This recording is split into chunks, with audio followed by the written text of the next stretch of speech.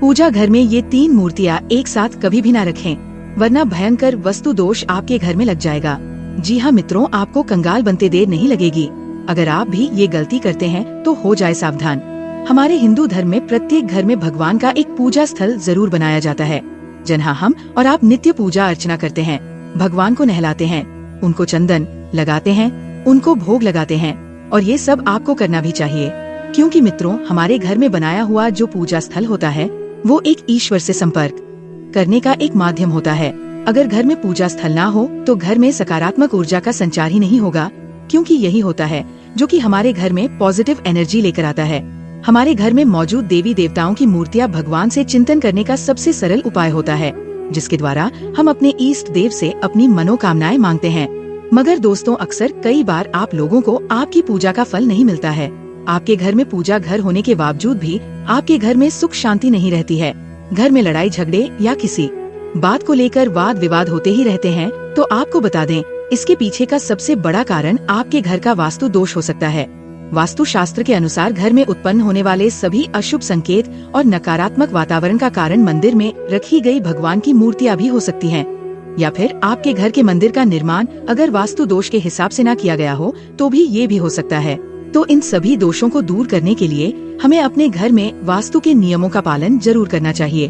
दोस्तों, वास्तु शास्त्र में जो कुछ भी नियम बताए गए हैं, ये नियम एक तो शास्त्रीय और वैज्ञानिक दोनों आधार पर बनाए गए हैं। तो यदि आप इन नियमों का सही से पालन करते हैं तो इससे आपके घर में कभी अशुभ घटना नहीं घटेगी।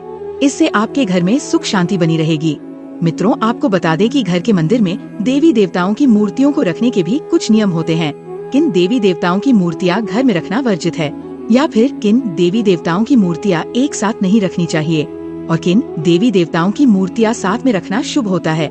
ऐसे ही महत्वपूर्ण नियम वास्तु शास्त्र में बताए गए हैं। तो मित्रों, आपको बता दें कि अगर इन नियमों का पालन ठीक से नहीं किया गया तो इससे घर में दुख दरिद्रता का वातावरण भी निर्माण हो जाता है। घर में सकारात्मक ऊर्जा के स्थान पर नकारात्मक ऊर्जा घर में अधिक बढ़ने लगती है, जिससे परिवार के लोग अधिक निराश और दुखी रहने लग जाते हैं, और साथ ही इससे घर में आर्थिक तंगी भी बनी रहती है। इससे बिना किसी कारण के धन का बेहद ही ज्यादा खर्च होने लगता है। इससे बेहद अधिक परिश्रम करने के बाद भी सफलता नहीं मिलती है। ऐसी बहुत सी परेशानियां वास्तु दोष के कारण घर में पैदा होने लग जाती हैं। तो मित्रों, ऐसा ना हो, इसके लिए हम जान लेते हैं कि वास्तु शास्त्र के हिसाब से हमें घर के मंदिर में किन किन देवी देवताओं की मूर्तियाँ रखनी चाहिए और किन देवी देवताओं की मूर्तियाँ नहीं रखनी चाहिए। इसके साथ ही सुख समृद्धि की प्राप्ति के लिए कौन कौन से देवी देवताओं की मूर्तियाँ पास रखनी चाहिए। तो मित्रों, वास्तु शास्त्र के अनुसार अगर आप कुछ विशेष देवी देवताओं की मूर्तियाँ एक दूसरे के पास अपने घर के मंदिर में रखते हैं तो इसके कई शुभ परिणाम आपको प्राप्त हो सकते हैं। मगर इसके साथ ही अगर आप कुछ देवी देवताओं की मूर्तियाँ एक साथ रखते हैं तो इससे अशुभ माना जाता है, क्योंकि मित्रों हमारे शास्त्रों में कुछ देवी देवताओं की मूर्तियाँ एक दूसरे के साथ रखने के लिए मना किया गया है। तो आइए जानते हैं इसके बारे में। मगर उससे पहले आपको ये भी जानना जरूरी है कि घर के मंदिर में कौन से देवी देवताओं की मूर्तियाँ अवश्य ही रखनी चाहिए। तो बात करें इसमें सबसे पहले तो वो है भगवान गणेश जी की प्रतिमा। जैसा कि आप सभी जानते हैं मित्रों, गणेश जी प्रथम पूजनीय और विघ्नहर्ता होते हैं। तो इसके लिए आपके घर के मंदिर में भी गणेश जी की मूर्ति होना अनिवार्य है। मगर आपको ये बात अवश्य ही जान लेनी चाहिए कि गणेश जी की तस्वीर पूजा घर में कभी भी एक से अधिक नहीं होनी चाहिए। विशेष तौर पर अगर गणेश जी की तस्वीर ऐसी हो जो कि माता लक्ष्मी के साथ हो और उनके बाएं तरफ विराजमान हो तो ये बहुत ही शुभ माना जाता है, क्योंकि मित्रों ऐसी मूर्तियाँ घर में सभी विघ्न को, समस्याओं और नकारात्मकता को घर से दूर कर देती हैं। अब बात करें मित्रों दूसरे प्रतिमा की, तो वो खुद माता लक्ष्मी की प्रतिमा है। दोस्तों, धन और समृद्धि को अगर आप पाना चाहते हैं, तो अपने घर में मंदिर में पूजा स्थल में माता लक्ष्मी एक तस्वीर अवश्य ही होनी चाहिए। मगर आपको ये पता होना चाहिए कि घर के पूजा स्थल में माता लक्ष्मी की अकेली तस्वीर घर के वास्तु के लिए कभी भी शुभ नहीं मानी जाती है। इसलिए आप ये जरूर ध्यान में रखें कि घर के मंदिर में माता लक्ष्मी के साथ भगवान विष्णु की तस्वीर होना भी बेहद ही आवश्यक है, क्योंकि मित्रों जगत को पालने वाले भगवान नारायण माता लक्ष्मी के पति हैं, और माता लक्ष्मी बिना भगवान विष्णु के किसी भी घर में नहीं जाती हैं। और वहीं माता लक्ष्मी को प्रसन्न करने के लिए नित्य माता लक्ष्मी से पहले आपको भगवान विष्णु की पूजा भी करनी चाहिए, क्योंकि मित्रों ऐसा करने से घर में संपन्नता और वैभव बना रहता है। अगर आप पहले भगवान विष्णु और फिर माता लक्ष्मी की पूजा करते हैं तो माता लक्ष्मी ऐसे लोगों से अधिक प्रसन्न रहती है। साथ ही ध्यान में रखें कि धन प्राप्ति के लिए आपको माता लक्ष्मी और भगवान गणेश जी की संयुक्त रूप से पूजा करनी चाहिए। अब बात करें मित्रों तीसरी तस्वीर की, तो वो है हनुमान जी की प्रतिमा। वास्तु की माने तो घर के मंदिर में हनुमान जी की मूर्ति या तस्वीर रखने से घर के सभी वास्तु दोष, गृह क्लेश सब दूर हो जाते हैं। और इसके साथ ही घर पर अचानक ही अगर कोई संकट आने वाला हो तो वो भी बजरंग बली की कृपा से उनकी मूर्ति पूजा घर में होने से टल जाता है। इसके साथ ही आप ये भी ध्यान में रखें कि हनुमान जी की आप हमेशा बैठी हुई मूर्ति ही पूजा स्थल में रखें। इससे घर में सुख, शांति और समृद्धि बनी रहती है। चौथी है दोस्तों राम दरबार की तस्वीर। मित्रों, अगर आप चाहते हैं घर में सभी के बीच प्रेम और विश्वास बना रहे और घर की सभी पारिवारिक क्लेश नष्ट हो जाए, तो इसके लिए आपको घर में राम दरबार वाली तस्वीर जरूर लगानी चाहिए। तो ये मूर्तियों तो आपको पूजा घर में जरूर ही रखनी चाहिए। इसके अलावा आप जिस देव की पूजा करते हैं, जो आपके ईष्ट है, उनको भी रख सकते हैं। तो आइए अब जानते हैं कि घर में किन देवी देवताओं की तस्वीर को एक साथ रखना चाहिए। तो आपको बता दें कि जिसके पूजा घर में ये एक साथ 2 मूर्तियाँ होती है, उस घर में बनता है राजयोग। मित्रों, अगर हम अपने घर के पूजा घर में कुछ मूर्तियों के साथ कुछ अन्य मूर्तियाँ भी रखते हैं, तो इससे आप यकीन नहीं मानेंगे, इससे हमारी किस्मत यकीनन ही बदल जाती है और देखते ही देखते हमारे जीवन की सारी कंगाली समाप्त होने लगती है। तो इसमें सबसे पहले अगर हम किसी मूर्ति की बात करें, तो अगर आप भगवान कृष्ण के भक्त हैं और उनकी मूर्ति घर के मंदिर में रखते हैं, तो उनके साथ आपको राधा रानी की मूर्ति भी जरूर रखनी चाहिए। अगर हो सके तो उनकी जुड़ी हुई मूर्ति ही अपने पूजा घर में रखें, क्योंकि ये मित्रों प्रेम की मूर्त है और जिस घर इनकी तस्वीर या मूर्ति होती है, उस घर में कभी भी पति और पत्नी के बीच में लड़ाई झगड़ा नहीं होता है, सदा ही प्रेम बना रहता है और इससे घर में धन धान्य में अपने आप ही वृद्धि होती है। अब बात करें कि किन भगवान की मूर्ति या तस्वीर हमें पूजा घर में एक साथ नहीं रखनी चाहिए, तो आपको बता दें कि पूजा घर में कभी हमें भगवान विष्णु, भगवान शंकर और ब्रह्मा देव की तस्वीर एक साथ नहीं रखनी चाहिए। न ही कभी इन 3 देवताओं की पूजा एक साथ करनी चाहिए। इसके पीछे का कारण ये है कि तीनों देवताओं की पूजा की पद्धति अलग अलग होती है, क्योंकि भगवान नारायण की पूजा तुलसी पत्र के बिना अधूरी होती है और वहीं भगवान भोलेनाथ पर तुलसी पत्र भूल से भी नहीं चढ़ाना चाहिए। और शास्त्रों में बताया गया है कि ब्रह्मदेव की पूजा करना घर में वर्जित है। तो इसलिए अगर आपके घर में इन देवताओं की प्रतिमा एक साथ है, तो उन्हें तुरंत ही अलग अलग रखें।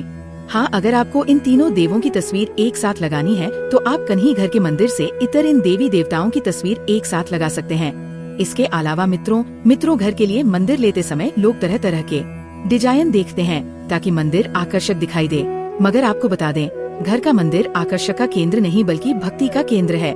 ऐसे में आप लोगों के लिए ये बात जानना बेहद ही जरूरी है कि घर में मंदिर की बनावट आखिर किस प्रकार की होनी चाहिए।